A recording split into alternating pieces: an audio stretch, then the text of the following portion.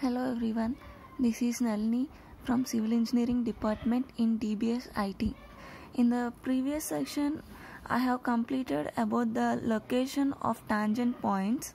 Now I am coming to the next topic of selection of peg intervals. It is essential that the pegs on the curve are at the regular intervals from the beginning to the end. Now such a pegs are called as peg intervals. We provide pegs at the curves to connect the line, to connect the pegs. This is called peg interval. This is the points between the two ends, and this is the long chord. So the length of the normal chord is generally equal to 100 feet in English, or in 20 meters in a metric units. Now coming to the setting of normal simple curve.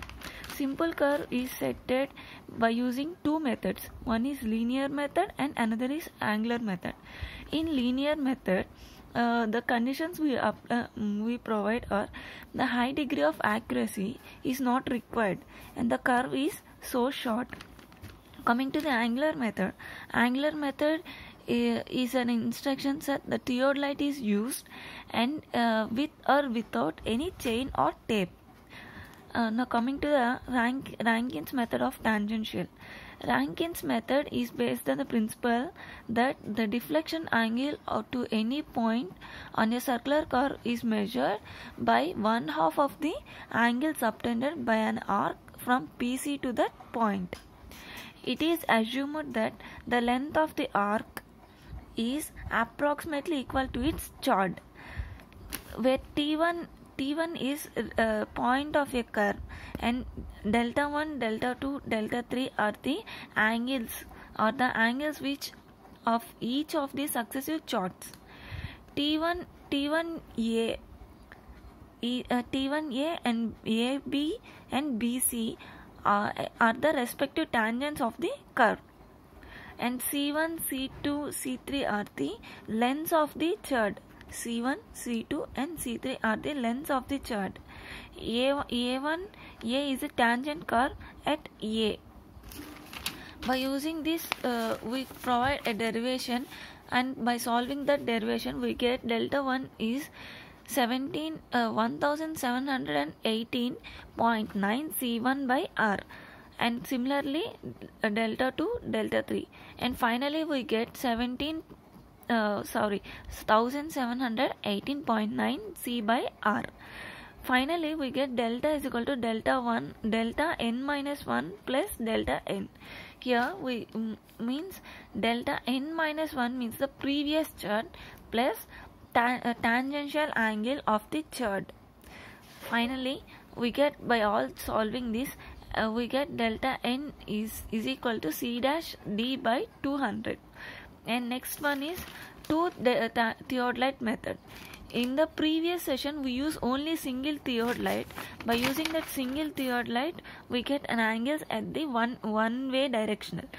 Now here we get two theodolite method. In this two theodolite method we provide two theodolites at the ends of the curves.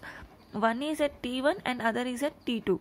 So by citing this we get two angles, delta 1, delta 2, and here delta 1, delta 2, and finally the total angle is delta.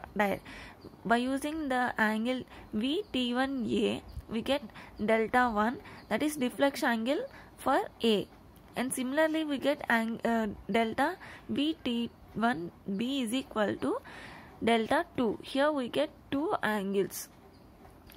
And next topic is compound curves. Elements of compound curves. Here elements of compound curves are O1, O2 are the centers of two curves, and RS is the smaller radius and RL is the longer radius, and D1, D2 are the common tangents, and delta 1 is the deflection angle between the rear and the common tangent, and delta 2 is the deflection between the common and the forward tangent. Finally delta is total deflection angle. T1 TL and TS are the lengths of the tangent arcs, and here capital TS and TL are the tangent distances. So by using that, we these are the elements of the compound curve.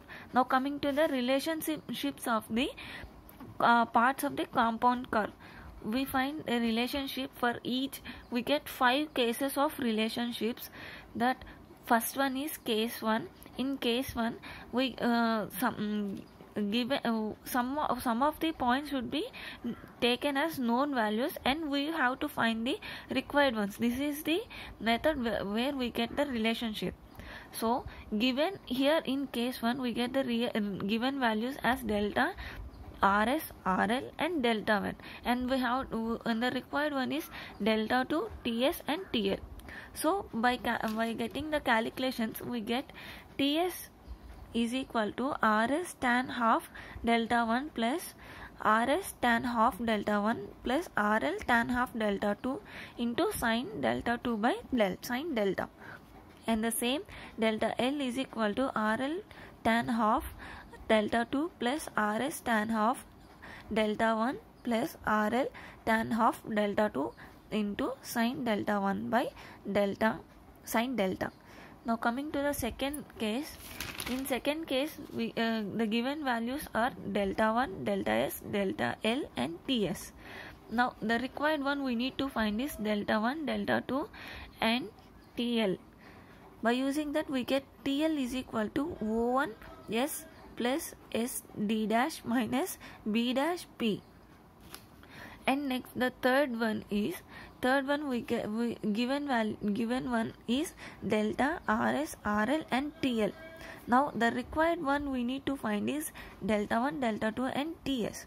So by solving them, we get the equation D dash B dash plus B dash P minus O1 S.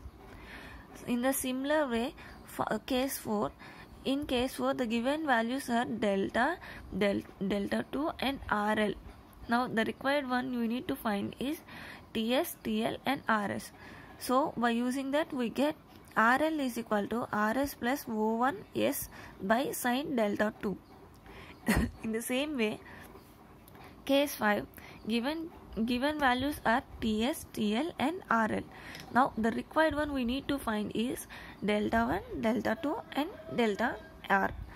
So by calculating that, RS is equal to RL minus O1 by S by sin delta 1. This is a diagram which we need to find all the values. By using this diagram, we can calculate the each part, and by using that derivation, we need to find the cases all this. So by using each relationship between one and each, we can get the values. So this is used to find the curves and which type of curve is required for the which type of area. So by using we know now, by completing all this, we know simple curve, compound curve and complex curve. By using these all curves, we need to find which type of curve is suitable for which type of area. For calculating each values, we have each type of cases. So by using this, we need to find the curve angles. Thank you for everyone.